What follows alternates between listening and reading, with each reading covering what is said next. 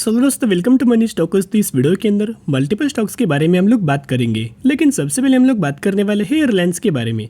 तो दोस्तों आपको पता होगा कंपनी के अंदर हर एक दिन बहुत बड़े बड़े अपडेट्स हमें आ रहे और ये अपडेट्स आपके लिए जानना बहुत ज़्यादा इंपॉर्टेंट है अगर आप इस कंपनी को लंबे समय के लिए होल्ड करेंगे।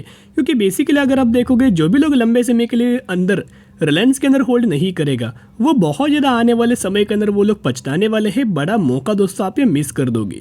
तो वैसे बहुत बड़े ब्रोकरेज फर्म की तरफ से हमें टारगेट दिया गया है जो हमें पहले रिलायंस के अंदर लगातार दोस्तों हमें सेल रेटिंग दे रहे थे, टारगेट्स हमें लगातार दोस्तों कट कर रहे थे। वही अगर आप देखोगे तो बहुत ज़्यादा हायर लेवल्स के ऊपर हमें करंट बेसिस के ऊपर हमें टारगेट्स या दे रहे हैं। तो चलो दोस्तों हम लोग बात करते हैं। वैसे अगर आप आज के दिन परफॉर्मेंस देखोगे कोई ज़्यादा हमें रिलायंस के अंदर आपको जंप नज़र नहीं आई, लेकिन बेसिकली अगर आप देखोगे कि जो कंपनी ने अपना Q4 का रिजल्ट परफॉर्म किया था उसका भी कोई ज़्यादा हमें रिएक्शन रिलायंस के अंदर नज़र नहीं आया। तो बहुत ज़्यादा लोगों की यही हमें एक्सपेक्टेशंस थी कि रिलायंस अगर अपना अच्छा रिजल्ट परफॉर्म करे तो ज़रूर हमें रिलायंस के अंदर बहुत बड़ी तेज़ी हमें नज़र आ सकती है। लेकिन दोस्तों वैसी कोई हमें तेज़ी नज़र नहीं आई। बेसिकली अभी जो स्टॉक मार्केट है वो कोई लोगों के ऊपर दोस्तों नहीं चलता। बेसिकली जब भी दोस्तों कंपनी के अंदर आपको जंप आ सकती है, कभी भी हमें जंप नज़र देखने को मिल सकती है, लेकिन सिर्फ आपके पास टाइम होना चाहिए। आप कंपनी के अंदर होल्ड करेंगे तो ही आपको कंपनी के द्वारा अच्छी खासी रिटर्न्स हमें कंपनी प्रोवाइड करके दे देगी। रेवेन्यूज के अंदर अगर आप देखोगे तो रेवेन्यूज के अंदर भी जंप नजर आई, इनकम के अंदर भी जंप नजर आई, अर्निंग पर शेयर के अंदर भी जंप नजर आई और नेट प्रॉफिट मार्जिन के अंदर भी हमें जंप नजर आई है। यहाँ जो आपको रेवेन्यूज के अंदर ईयरनर बेसिस तो जंप है, लेकिन Q&Q बेसिस के ऊपर स्लाइटली हमें कंपनी का रेवेन्यूज हमें फॉल हुआ है। लेकिन बेसिकली अगर आप देखोगे तो कोई ज़्यादा हमें इसका नुकसान हमें कंपनी के ऊपर नज़र नहीं आया। जो भी नज़र आया है अच्छी खासी डिसेंट तरीके से कंपनी ने अपना रिजल्ट परफॉर्म कर चुका है। तो चलिए अभी हम लोग बात करते हैं इनके टारगेट्स के बारे में, कौन कौन से ब्रोकर के द्वारा हमें टारगेट दिए जा रहे हैं। तो देखिएगा, Reliance industry share RIL stock में rally up to 83%, what foreign brokerage से पोस्ट Q4 रिजल्ट्स। तो बेसिकली यहाँ Q4 रिजल्ट्स के चलते हमें ब्रोकरेज फर्म का फॉरेन ब्रोकरेज जो फर्म है उनके तरफ से हमें एक स्टेटमेंट नजर आए हैं और इन्हीं का मानना है कि रिलायंस के अंदर हमें आने वाले समय के अंदर 83% की रैली हमें आपको नजर आ सकती है। तो पहला जो ब्रोकरेज फर्म निकल के आ रहा है यहाँ अगर आप देखोगे तो CLSA का ये मानना है कि इन्होंने बाइंग रेटिंग हमें रिलायंस के अंदर दिया हुआ है और जो टारगेट प्राइस दिया है 2,970 रुपये के आसपास टारगेट हमें रिलायंस का दिया हुआ है। तो यहाँ दोस्तों अगर आप जेफरीज का मानना देखोगे तो जेफरीज ने भी बहुत अच्छे खासे टारगेट्स हमें रिलायंस के अंदर दिया गया है। तो आप यह देख सकते हो the foreign brokerage set a target 3,125 rupees का टारगेट हमें रिलायंस के अंदर दिया हुआ है। फिर अगर आप यहाँ गोल्डमन सन्स की अगर बात करें तो ये भी ब्रोकरेज फर्म है, इन्होंने भी दोस्तों एक मेंटेन हमें दिया है बाइंग रेटिंग का।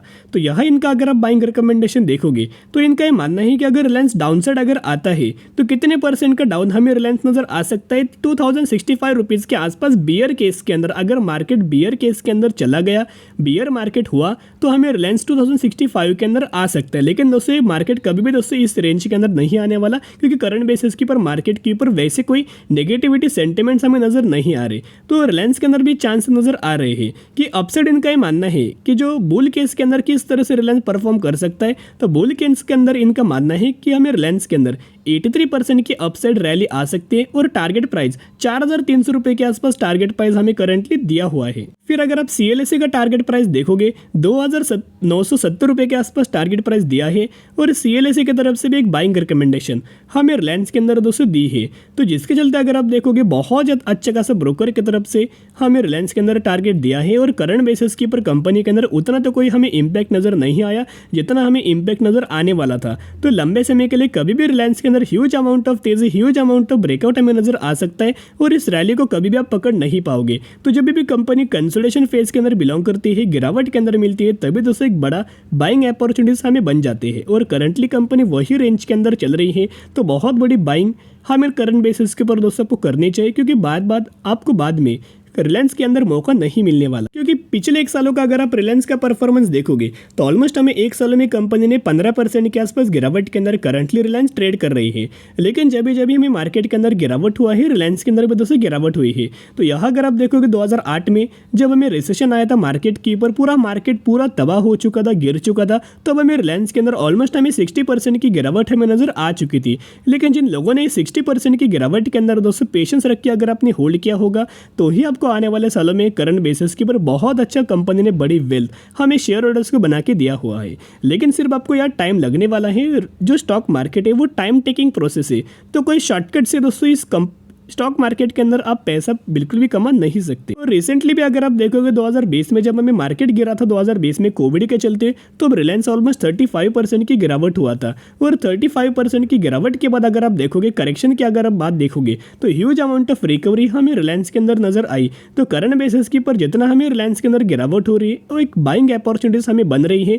जब भी दोस्तों यही से कंपनी जब हमें अच्छे खासी बेसिस के ऊपर रिकवर होगी तो ही आपको आने वाले सालों में एक बहुत गजब का रिलायंस हमें बेनिफिट दे सकती है। तो बेसिकली हमें रिलायंस के अंदर बाइंग क्यों करना है कि यहाँ अगर आप देखोगे इतना अच्छा कंपनी है, पैरामीटर्स आपको पता है कंपनी का बहुत अच्छा ग्रो हो रहा है, बिजनेस आपको पता है कंपनी का बहुत अच्छा ग्रो हो रहा है, रिटेल सेगमेंट के ऊपर कंपनी बहुत अच्छे खासे बिजनेस के ऊपर अपना रेवेन्यूज अपना जनरेट कर रही है। 23% के आसपास कंपनी रिटेल से अपना वेटेज रेवेन्यूज का नजर आ रहा है।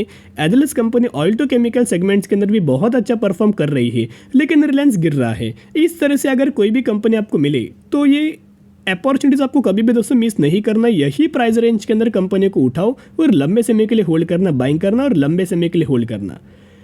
तो रिलायंस के अंदर जो हमें मर्जर रिगार्डिंग जो खबर था वो होने वाला है। जो जियो फाइनेंशियल सर्विसेज का जो मर्जर है हमें सितंबर महीने के अंदर होने वाला है। तो अगर आरआईएल के आपके पोर्टफोलियो के अंदर 100 शेयर होंगे तो आपको जियो फाइनेंशियल सर्विसेज के 100 शेयर मिलने वाला है। तो इसी रेशियो के अंदर आपको बेनिफिट मिलने वाला है। मर्जर दोस्तों कोई कैंसिल नहीं हुआ, ये रूमर्स लोग ही सिर्फ आपको मर्जर का कैंसिल हुआ है ऐसी खबर स्प्रेड कर रही है। तो अभी हम लोग बात करेंगे विप्रो के बारे में। तो विप्रो के अंदर अगर आप आज के दिन का परफॉर्मेंस देखोगे ऑलमोस्ट हमें 3% की रैली हमें विप्रो के अंदर नजर आई है, ऐसे आप पकड़ सकते हो। और करंट बेसिस के ऊपर अगर आप देखोगे जो कंपनी का रजिस्टेंस वाला लेवल था 375 रुपीज़ का, वो भी हमें विप्रो ने ब्रेक करके 378 रुपीज़ के आसपास हमें क्लोजिंग हमें विप्रो के अंदर हो चुकी है। तो दोस्तों सुबह ही मैंने वीडियो क्रिएट करके आपके साथ ऑलमोस्ट 11 से 12 बजे के आसपास मैंने एक वीडियोस आपके साथ क्रिएट किया था कि इस न्यूज़ के चलते ज़रूर हमें विप्रो के अंदर हमें जंप नज़र आ सकते, स्लाइटली हमें पॉजिटिविटी आ सकती है। तो वो खबर क्या थी कि बायबैक, तो बायबैक हमें कंपनी के अंदर अनाउंसमेंट हो चुका है, विप्रो के अंदर बायबैक हमें अनाउंसमेंट हो चुका है।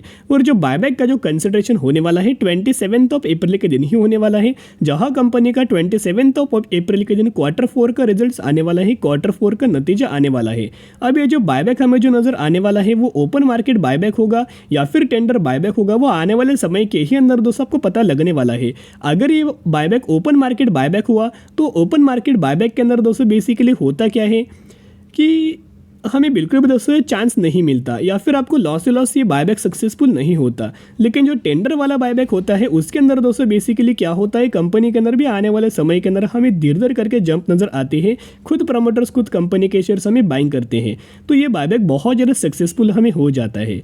तो यही हमें अनाउंसमेंट नजर आ चुकी। तो जब हमें 2020 के अंदर जब हमें विप्रो के अंदर बायबैक नजर आया था, जो बायबैक की जो अमाउंट थी 9,500 करोड़ के आसपास अमाउंट थी, और उसमें से अगर आप देखोगे 23.75 करोड़ के आसपास शेयर्स कंपनी ने बाइंग किया था और 400 रुपये के आसपास प्राइस रेंज दिया गया था। यानी कि अगर कंपनी 300 रुपये के आसपास चल रही है और प्राइस रेंज कंपनी 400 रुपये के आसपास बायबैक कर दिया, यानी कि 300 रुपये की कंपनी हमें 400 रुपये के आसपास जब तक जाएगी तब तक हम कंपनी के प्रमोटर्स खुद कंपनी के शेयर्स हमें बाइंग करेंगे। फिर 2019 में भी बायबैक नजर आया था 10,500 करोड़ के आसपास, और जो शेयर्स की जो साइज थी 32.31 करोड़ शेयर्स के आसपास में बाइंग किया था, और जो बायबैक का जो अमाउंट था या फिर बायबैक का जो प्राइस था 325 रुपीज़ के आसपास था। यानी कि बेसिकली अगर कंपनी 250 रुपये के आसपास चल रही है और इन्होंने बायबैक का जो प्राइस दिया है 325 रुपीज़ है, यानी कि 250 रुपये की कंपनी 325 रुपये तक जब तक जाएगी तब तक प्रमोटर्स खुद कंपनी के शेयर्स हमें बाइंग करेंगे। फिर एक और हमें बायबैक नजर आया तो 2017 के अंदर 11,000 करोड़ का, जहां कंपनी का प्राइस रेंज था 320 रुपये के आसपास, और जो प्रेजेंटेशन जो परसेंट निकल के आ रही थी 7% के आसपास हमें बायबैक का हमें रेंज निकल के आ रहा था। और रिसेंटली कंपनी ने बायबैक का अनाउंसमेंट किया है, तो कितना अमाउंट का बायबैक होने वाला है वो 27 अप्रैल को आपको पता लगेगा। बायबैक दोस्तों बहुत अच्छी खासी बात होती है, क्योंकि प्रमोटर्स खुद कंपनी के शेयर्स हमें लगातार बाइंग करते हैं। उससे होता क्या है, अगर करंट बेसिस के ऊपर कंपनी 377 रुपीज़ के ऊपर चल रही है और बायबैक के जो प्राइस दिया गया है, बायबैक के जो रेंज दिया गया है 500 रुपीज़ के आसपास, यानी कि 377 रुपीज़ वाली कंपनी 500 का लेवल्स अचीव करेगी तब तक कंपनी के प्रमोटर्स खुद कंपनी के शेयर्स हमें बाइंग करेंगे। तो यही मीनिंग होता है दोस्तों बायबैक। तो जिसके चलते जल्दबाजी दोस्तों विप्रो के अंदर करना मत। सबसे पहले कंपनी का Q4 का रिजल्ट देखना कि किस तरह से कंपनी परफॉर्म करती है। अगर अच्छे तरीके से कंपनी परफॉर्म करे या फिर अपना रिजल्ट फ्लैट तरीके से भी परफॉर्म करे तो भी हमें कंपनी के अंदर गिरावट आने का बहुत ज़्यादा कम चांसेस है। लेकिन कंपनी का अगर परफॉर्मेंस बुरा हुआ, जैसे कि मैंने आपके साथ Q4 का प्रीव्यू शेयर किया था, वहाँ तो ब्रोकरेज फर्म का यही मानना था कि डिक्लाइन हमें ईयरनर बेसिस भी और Q&Q बेसिस भी दिया गया था। अभी अगर इसी तरह से कंपनी अपना रिजल्ट परफॉर्म किया तो आपको विप्रो के अंदर गिरावट हो सकती है और बायबैक का भी हमें फेल या बहुत ज़्यादा चांसेस हो सकता है। तो उसके ऊपर दोस्तों नजर रखना। करंटली विप्रो के अंदर फ्रेश बाइंग आप इग्नोर करना। तो अभी हम लोग बात करेंगे अच्युत हेल्थ केयर लिमिटेड के बारे में। यही वो कंपनी है जिसके अंदर 1:2 रेशियो के अंदर बोनस का बेनिफिट मिलने वाला है। तो 2 के बदले 1 आपको बोनस शेयर दिया जाएगा। तो इस कंपनी के अंदर हमें अनाउंसमेंट तो हुआ है, मैक्सिमम के अंदर कंपनी ने रिटर्न प्रोफाइल भी दिया है, लेकिन निवेश करने से पहले स्टडी करना, एनालिसिस करना, उसके बाद निवेश करना। सिर्फ हमें अपडेट्स आए तो वही अपडेट्स के बारे में मैंने आपके साथ कवर अप कर चुका हूँ। तो चलिए दोस्तों आज के लिए इतना ही। अगर आपको वीडियो पसंद है जरूर वीडियो को लाइक और चैनल को सब्सक्राइब कर सकते हो।